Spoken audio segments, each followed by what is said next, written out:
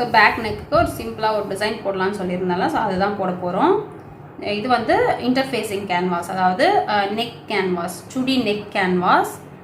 இது வந்து உங்களுக்கு த்ரெட் ஷாப்லலாம் கிடைக்கும். அயன் பண்ணுற மாதிரி இருக்கும். கீழே உள்ளே பார்த்தீங்கன்னா க்ளூ மாதிரி இருக்கும், ஷைனிங்காக இருக்கும். இது வந்து பேப்பர் அண்ட் கிளாத் சேர்ந்த ஒரு மெட்டீரியல் தான். ஓகேவா? இதை வந்து நம்ம மெஷர் பண்ணி எடுத்துக்கலாம்.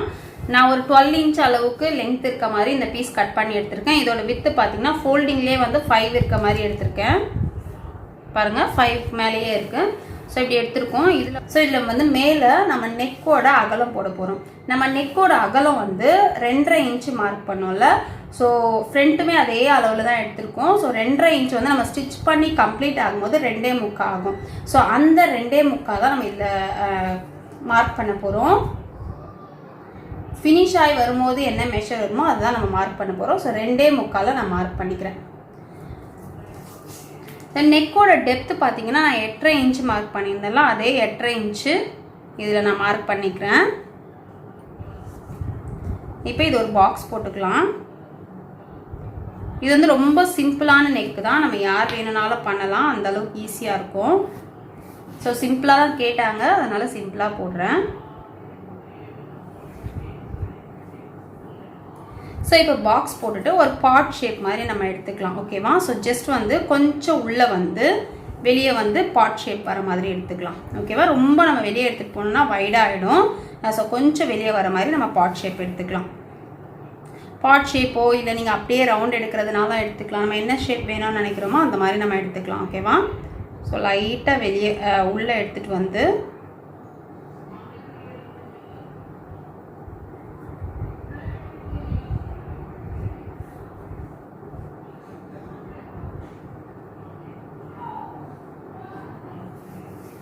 ஓகேவா, ஒரு பாட் ஷேப் மாதிரி நமக்கு வந்துடுச்சு. இப்போ வந்து இதில் டபுள் கலர், இன்னொரு கலர் இதே ஷேப்பில் வர மாதிரி தான் நம்ம இப்போ கொடுக்க போகிறோம்.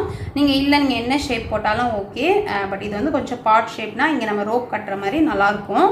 ஸோ இப்போ வந்து இந்த ஷேப் போட்டதுக்கப்புறம் நீங்கள் எந்த அளவுக்கு அடிஷ்னல் கிளாத் கொடுக்க போகிறீங்களோ, இப்போ 1.5 இன்ச்சு கொடுக்க போகிறீங்கன்னா 1.5 இன்ச் அளவுக்கு கரெக்டாக அந்த ஷேப்பில் வச்சு மார்க் பண்ணுங்கள். 1.5 இன்ச் அகலத்தில் நீங்கள் வந்து அடிஷ்னல் சாரீ பீஸ் கொடுக்க போகிறீங்கன்னா 1.5 இன்ச், 1 இன்ச் அளவு கொடுக்க போகிறீங்கன்னா 1 இன்ச்சு.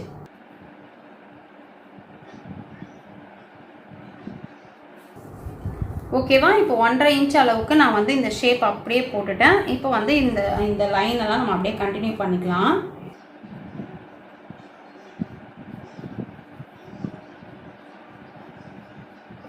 ஸோ இவ்வளோ தான், நான் வந்து இதுதான் இந்த மாதிரி தான் ஒரு டிசைன் போட போகிறேன். ஸோ இது பாருங்கள், இன்னும் கொஞ்சம் கூட நம்ம டெப்த் எடுத்துக்கலாம். இவ்வளோ தான். இதை வந்து நான் சாரியோட பீஸில் கொடுக்க போகிறேன். அவ்வளோதான். இப்போ நம்ம கட் பண்ணிக்கலாம்.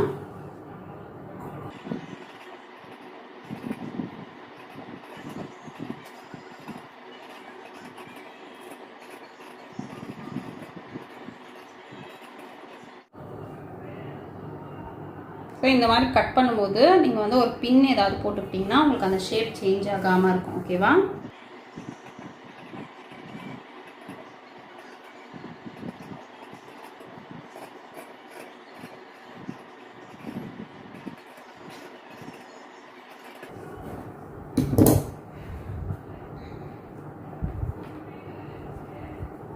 இப்போ ஒரு பாட் ஷேப் நம்ம ரெடி பண்ணிட்டோம். ஸோ இப்போ இதில் தான் நம்ம வச்சு அயன் பண்ணணும். ஸோ இது வந்து பீஸோட அகலம் கம்மியாக இருக்குல்ல, கண்டிப்பாக வந்து இதில் நம்ம அப்படியே வச்சு அயன் பண்ண முடியாது. இவ்வளோ பெரிய பீஸாக இருக்குல்ல, இதை வந்து நம்ம பாதியாக கட் பண்ணி சைடில் ஒரு பீஸோட இன்னொரு பீஸை ஜாயின் பண்ணிவிட்டு அதுக்கப்புறம் நம்ம அயன் பண்ணிக்கலாம். ஸோ அது எப்படி அப்படின்றத காட்டுறேன். அப்படி லென்த்தாக இருந்த பீஸை வந்து நான் 2ஆக கட் பண்ணிட்டேன். ஓகேவா? பிங்க் மட்டும் வர மாதிரி கட் பண்ணிட்டேன். இப்போ வந்து இதை நம்ம ஜாயின் பண்ணிக்கலாம். ஸோ இதுலேயுமே அந்த டிசைன் பார்த்துக்கலாம். இங்கே மேலே இருக்குது, இங்கேயும் மேலே இருக்குது. ஸோ இந்த ப்ளூ மட்டும் வராத மாதிரி, ப்ளூ ஃபுல்லாக ஹைட் ஆகிற மாதிரி ஸ்டிச் பண்ணிக்கலாம்.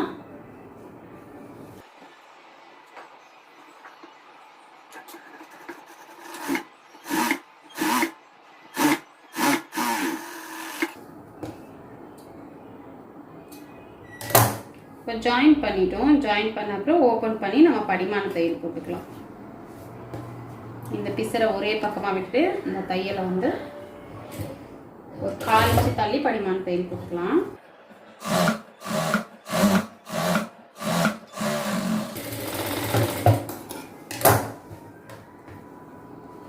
இப்போ பார்த்தீங்கன்னா நமக்கு வந்து அகலமாக வந்துருச்சு. இப்போ நம்ம இதில் கேன்வாஸ் வந்து அயன் பண்ணிக்கலாம். உள்பக்கமாக வச்சு அயன் பண்ணணும். ஸோ அயன் பண்ணும்போது நமக்கு அகலம் எதுவும் சேஞ்ச் ஆகிடக்கூடாது அப்படின்றதுக்காக இந்த ஆல்ரெடி நம்ம கட் பண்ணி வச்சுருக்கோம்ல, இந்த ஷேப்பை வந்து ஃபஸ்ட்டு அயன் பண்ணிவிட்டு அதுக்கப்புறம் நம்ம கரெக்டாக அதை சுற்றி இதை வச்சு அயன் பண்ணணும். நமக்கு வந்து அந்த மெஷர்மெண்ட் எதுவும் சேஞ்ச் ஆகாமல் நம்ம ட்ரா பண்ண மெஷர்மெண்ட் கரெக்டாக வந்துடும். ஓகேவா? ஸோ இதை நான் அயன் பண்ணி எடுத்து காட்டுறேன். ஸோ இப்போ எப்படி அயன் பண்ணி எடுத்துருக்கேன் பாருங்கள். அந்த ஷேப் எதுவுமே மாறாத மாதிரி நம்ம உள்ள அந்த பாட் ஷேப் இருந்ததை வச்சு அயன் பண்ணிவிட்டு அதுக்கப்புறம் இதை சுற்றி அயன் பண்ணியிருக்கேன். இது முடிச்சதுக்கப்புறம் நம்ம வந்து இதை எடுத்துடலாம். அயன் பண்ணி முடிச்ச உடனே இதை எடுத்துருங்க.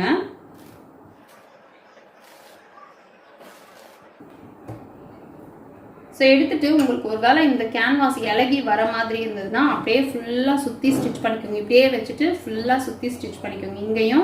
இங்கேயும் ஃபுல்லாக சுற்றி ஸ்டிச் பண்ணிட்டீங்கன்னா உங்களுக்கு அதுக்கப்புறமா பிரிஞ்சு வராது. ஓகேவா?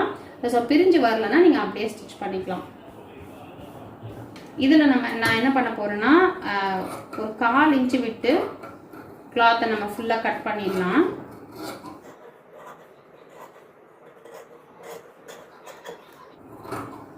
இங்கே வந்து மேலே பார்த்தீங்கன்னா ஈவனாக கட் பண்ணிடலாம்.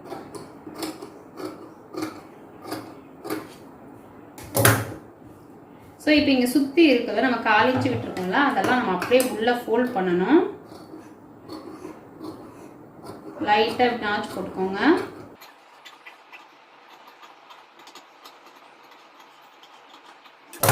ஸோ நாச் போட்டுட்டு ஃபுல்லாக கரெக்டாக அந்த ஷேப் எப்படி இருக்கோ அப்படி நம்ம ஃபோல்ட் பண்ணி ஸ்டிச் பண்ணிடலாம்.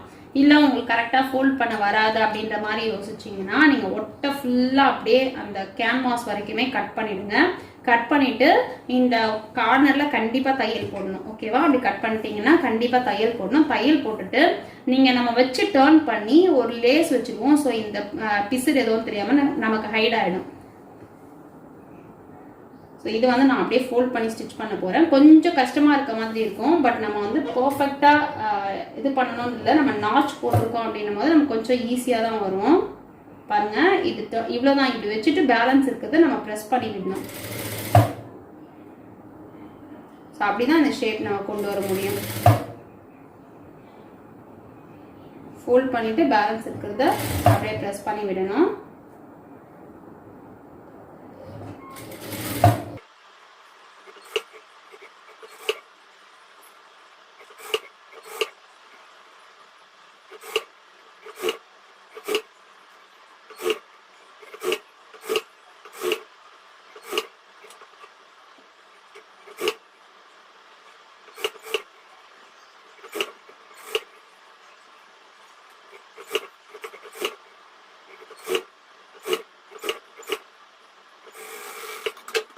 ஸோ இப்போ நம்ம ஃபோல்ட் பண்ணி ஸ்டிச் பண்ணிட்டோம்.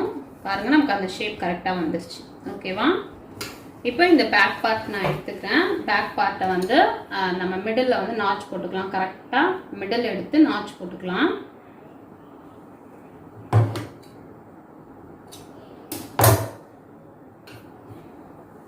ஸோ உள்பக்கம் தான் வைக்க போகிறோம்.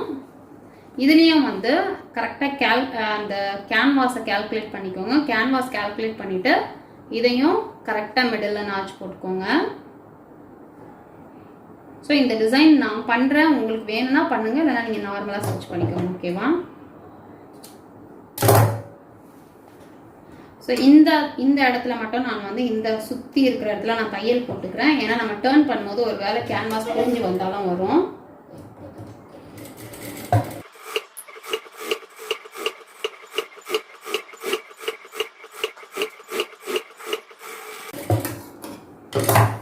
இப்போ தையல் போட்டுட்டேன்.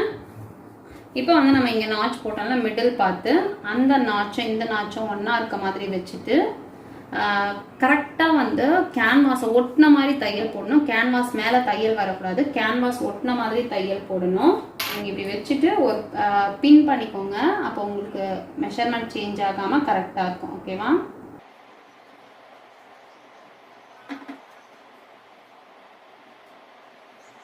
ஸோ கரெக்டாக ஞாபகம் வச்சுக்கோங்க. உள்பக்கம் வச்சு மேல் பக்கம் திருப்ப போகிறோம்.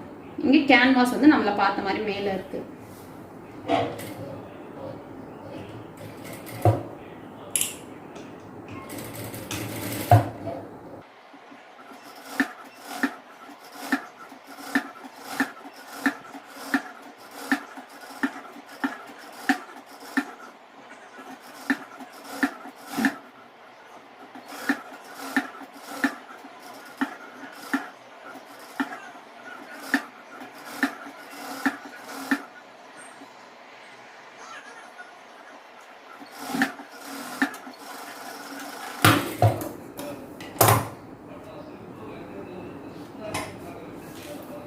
ஸோ இப்போ நம்ம தையல் போட்டுட்டோம். தையல் போட்ட அப்புறம் உள்ள ஒரு 1/4 இன்ச் இருக்க மாதிரி விட்டுட்டு பேலன்ஸ் நம்ம கட் பண்ணி எடுத்துடலாம்.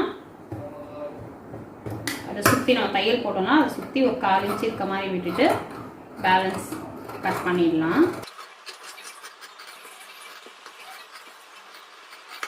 இப்போ அந்த 1/4 இன்ச் விட்டு கட் பண்ணோம்ல, அந்த 1/4 இன்ச்சை வந்து நம்ம நாச் போட்டுக்கலாம்.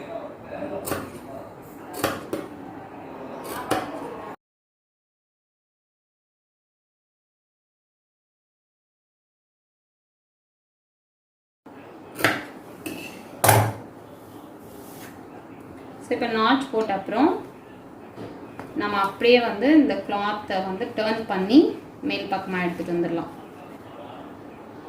எடுத்துகிட்டு வந்து இந்த எட்ஜில் வந்து கரெக்டாக ஒரு படிமான தையல் ஒன்று போட்டுக்கலாம். கரெக்டாக டர்ன் பண்ணி, நீங்கள் நாச் கரெக்டாக போடலன்னா கரெக்டாக டர்ன் ஆகாது. நாச் போட்ட அப்புறம் டர்ன் பண்ணுங்கள்.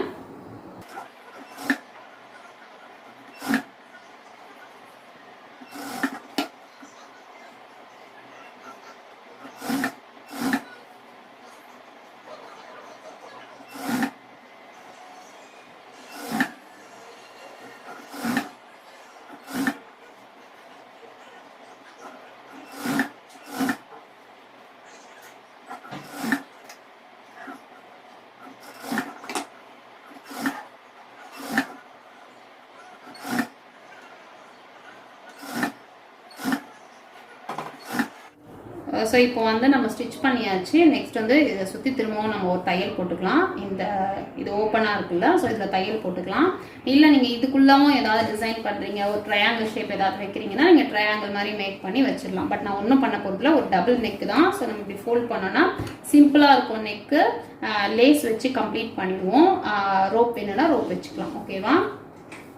ஸோ பிகினர்ஸாக இருக்கீங்க அப்படின்னாலும் நீங்கள் ரொம்ப ஈஸியாக பண்ணுற ஒரு டிசைன் தான் இது. சாரியே வந்து ரொம்ப கோல்டன் ஒர்க் நிறையா இருக்கும் அப்படிங்கிறதால நம்ம ப்ளவுஸையும் அவ்வளோ ஒர்க் பண்ணக்கூடாது. ஓரளவுக்கு மைல்டாக இருந்தால் தான் நல்லாயிருக்கும்.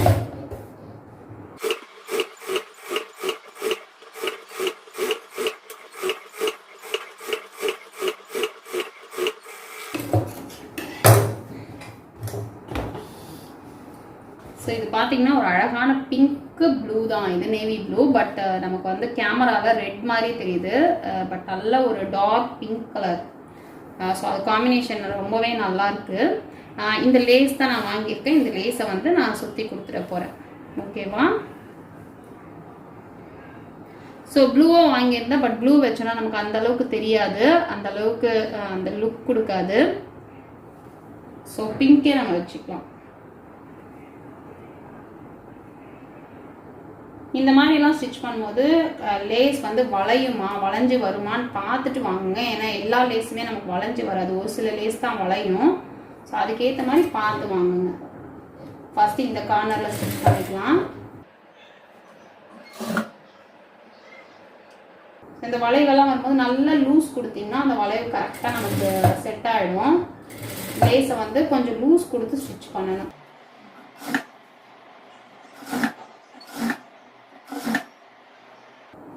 பாருங்க எவ்வளோ லூஸ் விடுறேன்ட்டு. ஸோ அப்போ தான் நமக்கு அந்த ஷேப் வந்து கரெக்டாக கிடைக்கும்.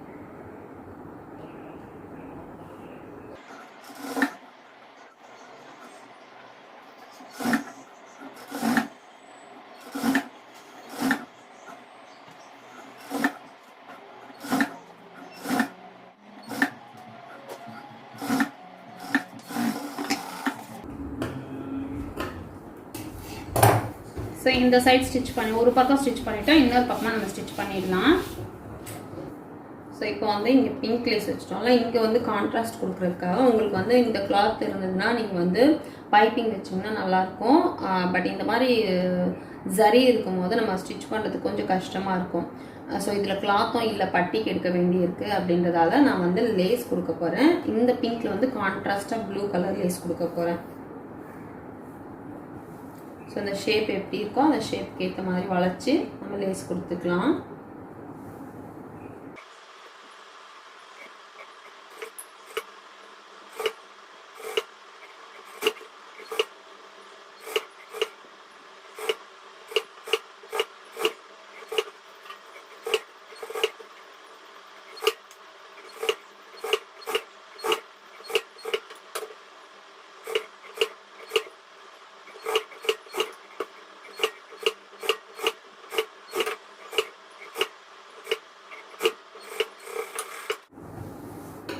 லேஸ் கொடுத்தாச்சு. இப்போ வந்து இந்த கார்னர்லேயும் நம்ம ஸ்டிச் பண்ணிக்கலாம்.